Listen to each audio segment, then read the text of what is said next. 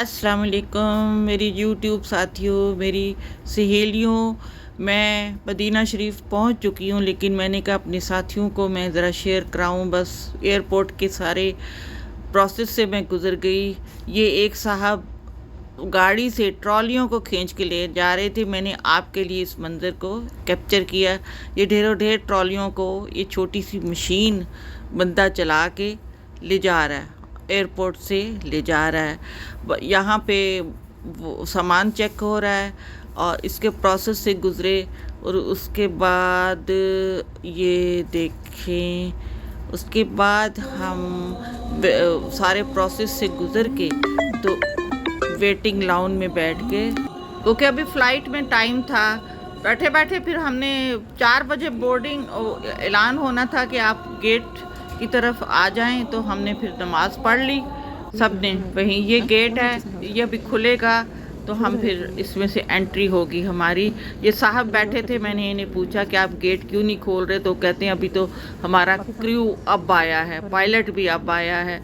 फिर थोड़ी देर बाद लोग टेबल के आगे जमा हो गए, तो वो कहते हैं यार सानू खाना खान दो, हाले तुसी बैठ जाओ। फिर जी उसके बाद अनाउंसमेंट हुई और फिर हम जहाज़ में सवार होना। ये एयर सियाल है और होस्टेस सबको रहनुमाई दे रही है। आपकी ये सीट, 2 होस्टेस हैं, आपकी ये सीट नंबर है, आपका ये सीट नंबर। लंच आ गया, लंच सुबह का ब्रेकफास्ट, लंच नहीं है, ब्रेकफास्ट बहुत अच्छा था।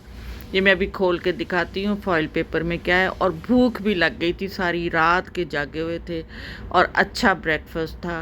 खा के सभी पैसेंजर्स को, सभी हाजियों को ताज़गी आ गई। इतने में पायलट साहब खुद निकल आए और सबसे पूछने लग पड़े कि कैसी फ़्लाइट जा रही है। लोगों ने कहा नाश्ते के बाद तो बहुत अच्छी होगी। फिर हम जहाज़ से उतर के ये बस में बैठ गए। बस ने हमें एयरपोर्ट के उतारा, एयरपोर्ट के अंदर दाखिल हो गए। वो वहाँ भी वो हेल्प करने वाली थी कि आप लोग उधर जाएं, ये वो आपका रास्ता है, उधर जाएं। आगे हमें एक बस पे बिठाया गया, बस से आगे हमें एक बस पे बिठाया गया। बस हमें अपने होटल पे ले गई। बस की सीट पे एक एक बॉक्स था, गिफ्ट बॉक्स, जिसमें ये पानी थे, खजूरें थी, जूस था और हर एक के लिए एक सीट पे एक एक गिफ्ट बॉक्स रखा हुआ था। बस वालों ने, बस चल पड़ी, मैं शहर को देखने लगी। सारे शहर एक जैसे होते हैं, सऊदीया हो या पाकिस्तान हो या कोई और शहर हो, सारे शहरों का नज़ारा एक ही होता है।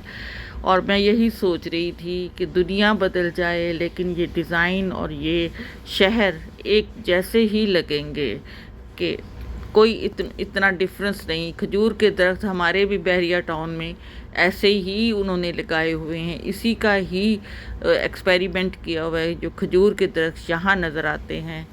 बस जल्दी ही हमें एयरपोर्ट पहुँचने वाले थे। यही था कि मस्जिद नबवी की हम जुम्मे में शामिल हो जाएं और जल्दी से जुम्मा पहुँच जाएं। ये मदीना के पहाड़ हैं, हम जी पहुंच गए और इतना ज़बरदस्त वेलकम हुआ। ये कावा भी पेश किया जा रहा है, उसके बाद खजूरें पेश की जा रही हैं और उसके बाद आगे एक जूस है, एक ड्रिंक है, वो कहते हैं ये बड़ी एनर्जी देता है, थकावट दूर हो जाती है। बाकी पी के ये वाला पी के थकावट दूर हो गई।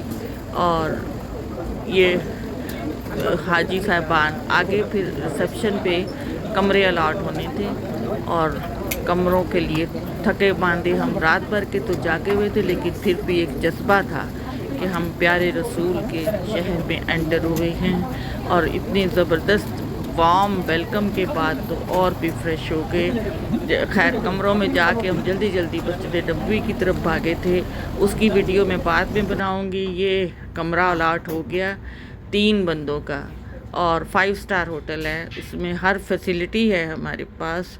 ये इलेक्ट्रिक केटल है, चाय बनाने का सारा सामान है। मैं इसका अलहदा एक रूम टूर बनाऊँ की आपसे इंट्रोड्यूस कराऊंगी। सबसे मज़े की बात कि होटल के सामने 338 गेट है 2 कदम पे, बस उससे सीधा औरतों का वो गेट आता है और मस्जिद नबवी का हॉल है।